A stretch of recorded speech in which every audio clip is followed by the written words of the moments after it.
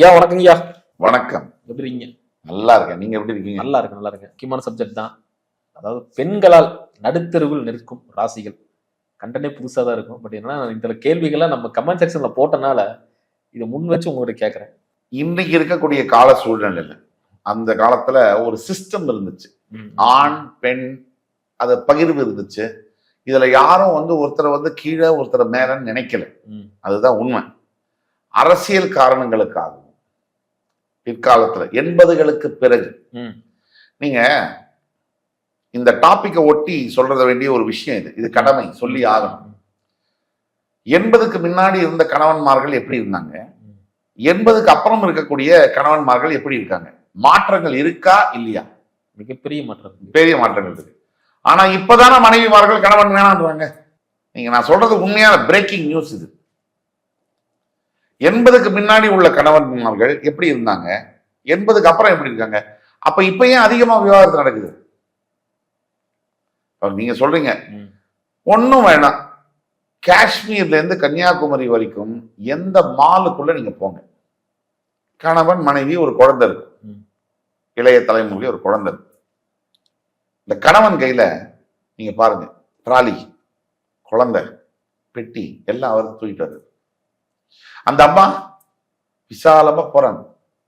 அடுத்து எதை வாங்கலாம், பணம் கட்டுறதும் அந்த ஆள் தான், குழந்தைய தள்ளிட்டு போறதும் அந்த ஆள் தான், அந்த மளிகை சாமான் வண்டியை தள்ளுறதும் அந்த ஆள் தான். பாவமா இருக்கு பார்க்கறதுக்கு. ஆனா விவாகரத்து பண்றது யாரு? மனைவி. இந்த கணவனை விவாகரத்து பண்றா, வேணாம் எனக்கு பெஸ்டியை பிடிச்சிருக்குங்கிறாங்க.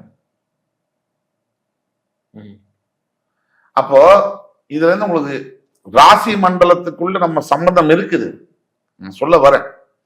இதற்கும் ராசி மண்டலத்துக்கும் தொடர்புகள் இருக்கு. லாஜிக்கலா நம்ம சயின்ஸ் சயின்ஸ் சயின்ஸ்னு பேசுறோம்ல, அப்ப லாஜிக் தானே science. Science is equal to logic. லாஜிக்கலா அப்போ 70க்கு முன்னாடி இருந்து 80க்கு முன்னாடி இருந்த கணவன்மார்கள் மனைவியே ஹிட்லரு சொல்ற வேலை செஞ்சது கம்முன்னு கிடையாது. சராசரி கணவன்மார்கள் அன்றைக்கு இன்னொரு பெண்ணை திருமண பந்தத்திற்கு அப்பாற்பட்டு உறவுல இருந்தாங்க. அன்றைக்கு இருந்த கணவன்மார் அது சர்வ சாதாரணமாக பார்க்கப்பட்டது. இருதாரமும் ஒரே வீட்டில் குடும்பம் நடத்திய கணவன்மார்கள் நமக்கு தெரியும் 80க்கு முன்னாடி. இன்னைக்கு ஒரு தாரத்தை வச்சு நடத்த முடியலையே. கேட்டா நாங்கெல்லாம் முன்னுக்கு வந்துட்டோம், பெண் உரிமை முன்னுக்கு வந்துட்டாங்க அப்படின்னு சொல்லுவாங்க. என்னமோ நம்ம எல்லாம் பெண் எதிர்ப்பாளர்கள் அப்படிங்கிற ஒரு பெயிண்ட் நம்ம மேல சாயத்தை பூசிடுவாங்க. நம்மை படைத்தது ஒரு பெண், நமக்கு பிறந்தது பெண்கள், கூட பிறந்தது சகோதரிகள்.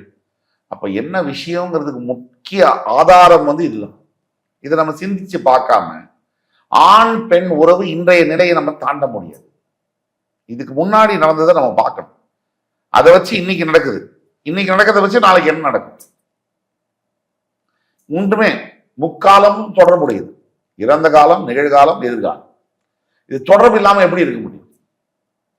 ஒரு சினிமா கதையிலே பாஸ்ட் சொல்லிட்டு விட்டுட்டாங்கன்னா பயம், ஐயோ அடுத்தது என்னன்னு நீங்க கியூரியஸா போய் பாக்குறீங்க. ஆக பெண்களால இன்னைக்கு வரக்கூடிய ராசி பிரச்சனைகள் ஆண்களுக்கு நடுத்தருவில் இருக்கக்கூடிய நிலைமை இருக்குன்னா அதுக்கு காரணம் ராசி மண்டலத்தில் இருக்கக்கூடிய விஷயங்கள். ஏன்னா ஆண்கள் தான் மாறிட்டு தானே வரான். நீ சொல்றதெல்லாம் செய்யறான், வேலைக்கு போக சொன்னா போறான், வீட்டுக்கு வந்தா இருக்கான், ஸ்கிரீன்ஷாட்டை காமிக்கிறான், லொகேஷனை ஷேர் பண்றான். இனி அவன் ஷேர் பண்றதுக்கு ஒண்ணுமே இல்லை. கடைசியில போலீஸுக்கும் போறான், ஜெயிலுக்கும் போறான், அங்க உட்காந்து அழுகுறான், இந்த பொண்ணை என்ன விட்டுட்டு போயிட்டான்னு. எப்படிப்பட்ட பெண்ணு? சராசரி என்னை டார்ச்சர் பண்ண பொண்ணு என்னை விட்டுட்டு போயிட்டான்னு அழுகுறான். ஒரு மீசை வைத்த ஆண் மகன். இப்ப சமுதாயம் எதை நோக்கி பயணித்துக் கொண்டிருக்கிறது? பெண் உரிமைக்காக பாடுபட்டவர் பாரதி. பெண் உரிமைக்காக பல பாடல்களை எழுதியவர் பாரதி. அவர் ஒரு பிராமண ஜாதியை சேர்ந்தவர். நான் உடைக்கிறேன். அவர் எந்த ஜாதியை சேர்ந்தவர்? ஏன்னா அவருக்கும் பூனல் மாட்டினா திருவள்ளுவர் மாதிரி சொல்லிடுவானுங்க. அவர் எந்த ஜாதியை சேர்ந்தவர்? பிராமண ஜாதியை சேர்ந்தவர். இல்லைன்னு சொல்ல முடியுமா? அவர் பெண் உரிமைக்காக பாடுபட்ட வகையில் யாராவது பாடுபட்டிருக்காங்களா? ஒருத்தரும் கிடையாது. ராசிக்கும் இதுக்கும் என்ன தொடர்பு? இதற்கும் இருக்கு தொடர்பு. ஆக பெண்ணால் பாதிக்கப்படக்கூடிய பெரும்பாலும் அந்த காலம் முதல் பல காலமாக பெண்ணால் பாதிக்கப்படக்கூடிய ஆண் ராசிகள் அப்படின்னு நம்ம பார்த்தோம்னா அதுல முதல் நம்பர் 1 ஸ்பாட் சிம்மத்துக்கு தான். நீங்க சிம்ம ராசியில் இருக்கக்கூடிய ஆண்களை போய் இதை நான் சொல்லக்கூடிய இந்த தகவல் வந்து இதை கேட்கக்கூடிய பெண்களுக்கோ ஆச்சரியமாக இருக்கும். இது ஒரு வித்தியாசமான ரொம்ப நுணுக்கமான ஒரு விஷயம். ஏன்னா கலத்திரஸ்தானத்தை சனி வீடா இருக்கிறனாலீங்களா? இல்ல, அதுவும் ஒரு காரணம்.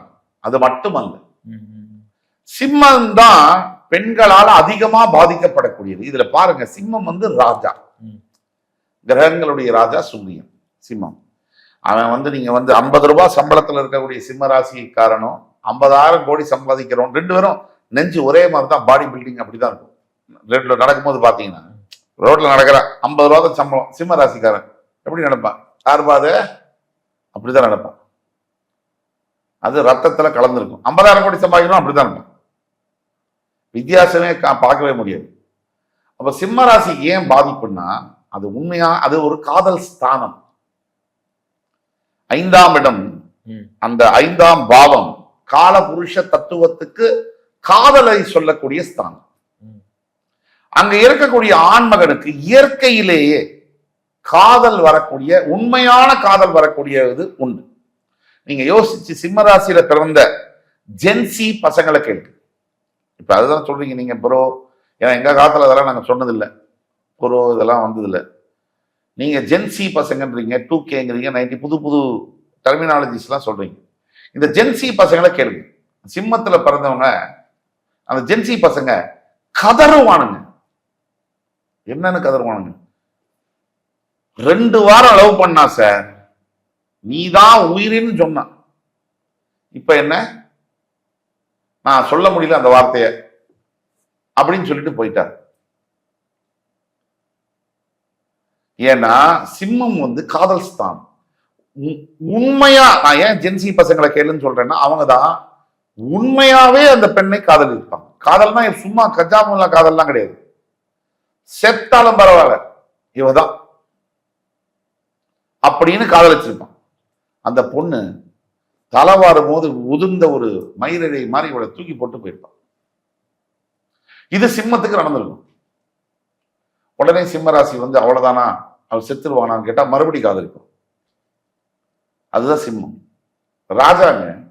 ஆனா ராணியின் மீது உண்மையான அன்பும் பற்றும் வைத்திருக்கக்கூடிய ராஜா. இவன் எதிர்பார்க்கக்கூடிய ராணி கிடைக்கவே இல்லை, மார்க்கெட்லயும் இல்லை, கடல்லயும் இல்லைன்ட்டாங்க. ஏன்னா அப்படி எதிர்பார்க்கிறான், ஒன்னதான் எதிர்பார்க்கிறான், உண்மை. அந்த உண்மை கிடைக்கல, அதனால நடுத்தருக்கு வந்துட்டான். தன்னைத்தானே மாய்த்து கொள்ளக்கூடிய, அவமானத்தை தேடிக்கொள்ளக்கூடிய சிம்மம்னா யாருக்கிட்டையும் இறங்கவே மாட்டான், போடான்னு போயிடுவான். அதான் சிம்மம். உலகத்தில் உள்ள பெரிய தலைவர்களே என்ன பண்ணுவான், இவனோட பெரிய பெரிய ஆள் ஆபீஸ்ல வைஸ் பிரசிடென்ட் இருப்பார், போயான்னு போயிடுவான். அரசியல் தலைவர் என்னையா நீ கேட்பான். ஆனா காதலிக்கிறாரு, மானத்தை இழக்க தயங்கவே மாட்டான். அது சிம்மத்துக்குடைய அந்த ராஜ தன்மைன்னே சொல்லணும். தன்னுடைய ராணிக்காக எதை வேண்டுமானாலும் செய்வான். அது சிம்மம் முதல் ராசி. அடுத்து காதலிக்காக நடுத்தருவில் இருக்கக்கூடிய ராசி மேஷம். காலபுருஷ தத்துவத்துடைய முதல் வீடு. செவ்வாய்க்கு அவசர புத்தி என்பது உண்டு, பிடிவாதமும் உண்டு. சிம்மம் தெரிந்து குழிக்குள்ள விழறவன், செவ்வாய் தெரியாமல் விழறவன். அவ்வளவுதான் வித்தியாசம். சிம்மம் வந்து தெரிஞ்சே குழிக்குள்ள விழுவான். இவ சரியில்லை, இவ என்னுடைய சரியான ஆள் இல்லைன்னு தெரிஞ்சே அவனால அந்த பந்தத்தை பொருத்தி கொள்ள முடியாது. செவ்வாய் அப்படி இல்லை, தெரியாம பொதக்கு கும்பலா போய் குழியில விழுவான். விழுந்துட்டு தான் மேல பார்ப்பான், ஐயோ நம்ம குழியில இருக்க போல இருக்குது, இவ்வளவுதான் வித்தியாசம். செவ்வாய்க்கும் உண்மைத்தன்மை உண்டு. தன்னுடைய மனைவி, தன்னுடைய காதலி, இவளை உயிரளவு உலகளவு நேசிக்கக்கூடிய தன்மை மேஷத்திற்கும் உண்டு. செவ்வாய்க்கு உண்டு. சொன்னா இல்லைம்பாங்க, அதுதான் உண்மை. நம்பி, செவ்வாய் நண்பர்களை குறிக்கக்கூடிய கிரகம், நட்பை குறிக்கக்கூடிய கிரகம். செவ்வாய் முதல்ல காதலிக்கும் போது நட்பின் அடிப்படையில் அந்த காதலை தொடங்குவாங்க. அந்த நட்பு வேறாக மாறி ஆலமரம் மாதிரி கீழே விழுது விட்டு சடன்னா அந்த பொண்ணு போயிட்டா அப்படின்னா அப்படியே கொலாப்ஸ் ஆகி நீங்க காதல் படத்துல பார்த்த பரத் மாதிரி ஆயிடுவார். நம்பி, பெண்களை நம்பி நடுத்தருவில் இருக்கக்கூடிய மேஷராசி ஆண்களை சொல்றோம். இப்ப பெண்களுக்கு நம்ம பேசுவோம், கண்டிப்பா கண்டிப்பா இருதாளார் பேசுவோம், நமக்கு வித்தியாசம் கிடையாது, ரெண்டு பக்கம் உள்ள நியாயத்தையும் பேசுவோம். அடுத்த ராசிங்க. ஆமா, மேஷம் சிம்மம். அடுத்த ராசி பெண்களால் நடுத்தருவில் நிற்கக்கூடிய ராசி அப்படின்னு பார்த்தீங்கன்னா விருச்சிக ராசி ஆண்கள். சந்திரன் நீச்சம் பெறுவதனால், அது செவ்வாயோட இன்னொரு வீடு. விருச்சிகத்தில் இருக்கக்கூடிய பெண்களுக்கும் அதே விருச்சிக ராசியில் பிறந்தக்கூடிய ஆண்களுக்கும் இமயமலைக்கும் கன்னியாகுமரிக்கும் உள்ள வித்தியாசம் இருக்கு. ஒரு ராசி தான். ஆணாய் பிறந்தால் ஒரு மாதிரி, பெண்ணாய் பிறந்தால் ஒரு மாதிரி. சிம்மத்துக்கும் உண்டு, கிட்டத்தட்ட எல்லா ராசிக்கும் உண்டு. அதுல விருச்சிகம் ரொம்ப ஸ்பெஷல். எதனால ஸ்பெஷல்? விருச்சிகமே ஒரு ஸ்பெஷல். எதனால ஸ்பெஷல்? ஒரு 1000 காரணங்கள் இருக்கு. அதுல ஒரு 5 காரணங்கள் இருக்கு. காலபுருஷ தத்துவத்துக்கு 8ஆம் மறைவு ஸ்தானம். ஒரு உடம்புல எதை மறப்போம், அதுக்கும் காதலுக்கும் சம்பந்தம் இருக்கா? இருக்கு. இது முதல் சம்பந்தம். உயிரும் உடலும் பிரித்தெடுக்கக்கூடிய இடம் இது. ஆயுள் ஸ்தானம்னு சொல்றோம். ஆயுள் முடிஞ்சா என்ன ஆகும்? உயிரும் உடலும் பிரியும்.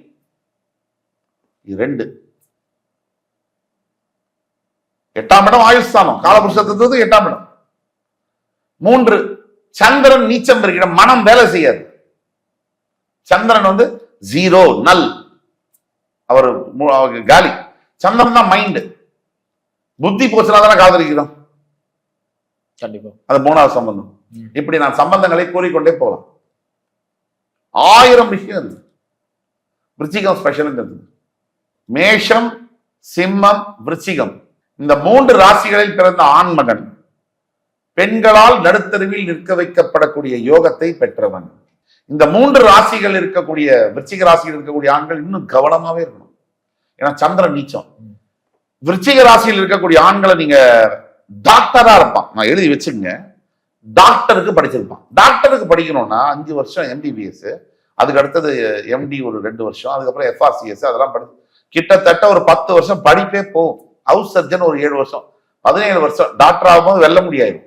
இவ்வளவு படிச்சவன் கொசுக்குன்னு ஒரு பெண்ணுடைய காதல்னால கொலாப்ஸ் ஆகி சூசைட் அட்டம் பண்றான்னா இத்தனை கல்வி படித்தவன். அது விருச்சிகத்துக்கு உண்டு. பஞ்சு மாதிரி ஆயிடுவான். நல்ல தைரியமான ஆளு விருச்சிகான். நீங்க பாத்தீங்கன்னா 10 பேர் அடிக்கக்கூடிய பலம், குருட்டு தைரியம் எல்லாம் உடையதான் விருச்சிகம். ஆனா அவன் ஒரு பெண்ணுடைய காதல்னால அப்படியே கொலாப்ஸ் ஆயிடுவான். கொலா பஞ்சாமிரதம் மாதிரி ஆயிடுவான். அதனால இந்த நடுத்தருவில் பெண்களால் நிற்கக்கூடிய ராசிகள் எடுத்தா இந்த 3 ராசிகளுக்கு முதலிடம். அடுத்து ஆண்களால் நடுத்தருவில் நிற்கும் பெண் ராசிகள். அருமையான தலைப்பு. ஆவலோட பெண்கள் எதிர்பார்த்து கொண்டிருக்கக்கூடிய தலைப்பு. ஆண்களால நடுத்தருவில் நிற்கக்கூடிய பெண் ராசிகள்ல முதல் இடம் தனுசு ராசி. ஒரு பெண் தனுசு ராசியில் இருந்தால் ஆண்களால் அவள் நடுத்தருவில் நிற்கப்படி வைக்கிறார். ஏன்னா தனுசு ராசியில் இருக்கக்கூடிய பெண்களுக்கு இருக்கக்கூடிய வேட்கை என்பது லட்சியங்கள். அந்த வில்லுன்னா என்ன? அம்பு லட்சியத்தை நோக்கி ஒரு டெஸ்டினேஷனை நோக்கி புறப்படக்கூடிய அம்பு, அதுதான் தனுசு. அந்த தனுசு ராசியில் இருக்கக்கூடிய பெண்களுக்கும் அதிகப்படியான லட்சியங்கள் இருக்கும். ஆண்களால் அதை தாங்கவே முடியாது. அது மேட்சே ஆகாது. அப்புறம் இவங்களுடைய எதிர்பார்ப்புகள்னு ஒன்று இருக்கு. அது உலகத்துல இதுவரைக்கும் பிறந்த ஆண்களாலேயோ இனிமேல் பிறக்கக்கூடிய ஆண்களாலேயோ அதை திருப்தி செய்ய முடியாத எதிர்பார்ப்புகள். அப்ப ஆண்களால் என்ன ஆகுது? பாதி இவங்கள்ட்ட இருந்து போகுது, பாதி அங்கிருந்து வருது. நடுத்தருவில் ஏதோ ஒரு கட்டத்துல நிறுத்தப்படுகிறார்கள். அதுக்கு இவங்களும் ஒரு காரணம். ஆண்கள் பெரும்பாலான காரணம். 75% ஆண்கள் காரணம். விதியும் காரணம் இருக்கு. இதற்கு பல எடுத்துக்காட்டு இருக்கு. ஆக தனுசு ராசியில ஒரு ஒரு ஒரு பெண், எனக்கு தெரிந்தே பல கன்சல்டேஷனுக்கு வந்தவர்கள், அவர்கள் படுகின்ற அவஸ்தை, அவர்கள் படுகின்ற துன்பங்கள் கணக்கில் அடங்காது.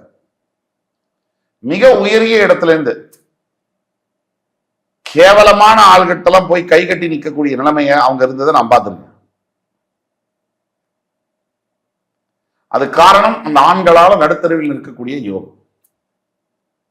அதற்கு அடுத்தபடியாக ஆண்களால் நடுத்தருவில் நிற்கக்கூடிய ஒரு ராசி அப்படின்னா மீனம். மீனம் இதுல ஒரு சின்ன வித்தியாசம் இருக்கு. இவங்களே அந்த ஆணை தயார் பண்ணி நடுத்தருவில் நிக்க வச்சிருவாங்க. இவங்களை நடுத்தருவில் நிக்கிறதுக்கு இவங்களே அந்த ஆண்களை தயார் பண்ணிடுவாங்க. ஆண்கள் ஓரளவுக்கு கெட்டவனா இருப்பான், விடாத பத்தாது, இன்னும் பல மடங்கு கெட்டவன் ஆகணும் அப்படின்னு சொல்லி இவங்களே அந்த கெட்ட குவாலிட்டிஸ் எல்லாம் டெவலப் பண்ணி வச்சு அவனால பாதிப்பை ஏற்படுத்தி இவங்களே கொண்டு போய் நடுத்தருவில் நின்றுவாங்க. அதாவது நீங்க சொல்றது மீனராசி பெண்கள். மீனராசி பெண்கள். அடுத்தபடியாக அதிகமாக பாதிக்கப்படக்கூடிய பெண்கள் விருச்சிகத்தில் இருக்காங்க. பலம் பொருந்திய பெண்கள், அங்கேதான் பிரச்சனையே வருது. நீங்க இறைவனுடைய படைப்புல இது என்னமோ நாம ஆண்களுக்கு வக்கீலா வாதாடுறோம், பிகாஸ் நம்மளும் ஆண்கள் அப்படிங்கிறது அப்படின்னு தவறான புரிதல்கள் இருப்பாங்க. இறைவனுடைய படைப்புல அது ஒரு டிசைன். அது ஆண் என்பது ஒரு டிசைன், ரைட்டா? பெண் ஆத்மா உயிர் என்பது ஒரு டிசைன். நீங்க பெண்கள் ஒரு வகையில சிந்திக்கக்கூடிய தன்மைகள், நடந்து கொள்ளக்கூடியது, பேச, அதை ஆனால புரிந்து கொள்ளவே முடியாது. 10,000 ஆண்டுகள் ஆனாலும் அப்படியேதான் பெண்கள் ஆகும். என்னடா ஒருத்தன் மாங்கு நமக்காக 31 நாள் உழைக்கிறானே, அவனை இப்படி எல்லாம் பேசுறமே அப்படின்னு அவங்களுக்கும் புரியாது. ஆண்களுக்கு ரத்தமும் சதையுமா தன்னுடைய குழந்தைய வயத்துல 10 மாசம் சுமந்து அந்த பெயின், லேபர் பெயின்ங்கிறது, ஏன்னா திருப்பி பிரசவத்துக்கே வராடுனா அந்த பிரசவ வலி என்பது உயிருடன் இருக்கும் போதே மரணித்து மறுபடியும் உயிர்ப்பது. அதுதான் அது ஒப்பிடு. உயிருடன் இருக்கும் போதே டெலிவர் பண்ணக்கூடிய பெண்கள் மனசுல என்ன ஓடும்? இது டெலிவர் ஆனப்ப நான் உயிரோட இருப்பேனா? இவ்வளவுதான். எனக்கு ஒன்றும் வியாதியெல்லாம் இல்லை, எதுவும் பிரச்சனை இல்லை. இந்த வயிற்றுல குழந்தை இருக்கு, டெலிவரி பண்ண போறேன், அட்வான்ஸ் டெக்னாலஜி எல்லாமே இருக்கு. இருந்தாலும் அந்த பெண்கள் மனசுல என்ன ஓடுதுன்னு நினைக்கிறீங்க?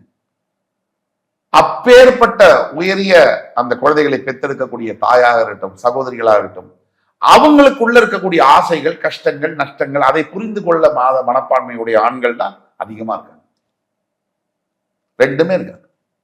இன்றைக்கு காலகட்டங்கள்ல மாறி இருக்கலாம் நம்ம பேசுற மாதிரி. ஆனா ஆண்கள் இன்றளவும் தங்கைக்கு கல்யாணம் பண்ணி வைக்காம தான் கல்யாணம் பண்ணிக்கிறது ஆண்கள் லட்சக்கணக்கில் இருக்காங்க.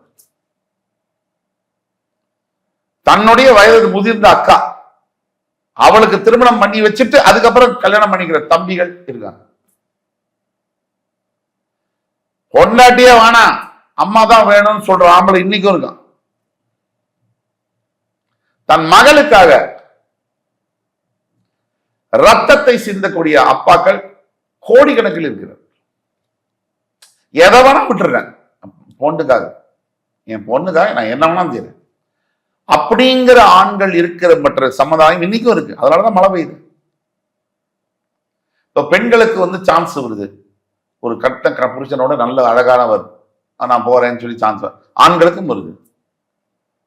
இன்றைய அளவில் எவ்வளவோ ஆண்கள் தன் குடும்பத்திற்காக, குழந்தைகளுக்காக, மனைவி சரியில்லைன்னா கூட அந்த குழந்தைகளுக்காக அந்த குடும்பத்தை தாங்கக்கூடிய ஆண்கள் இருக்காங்க.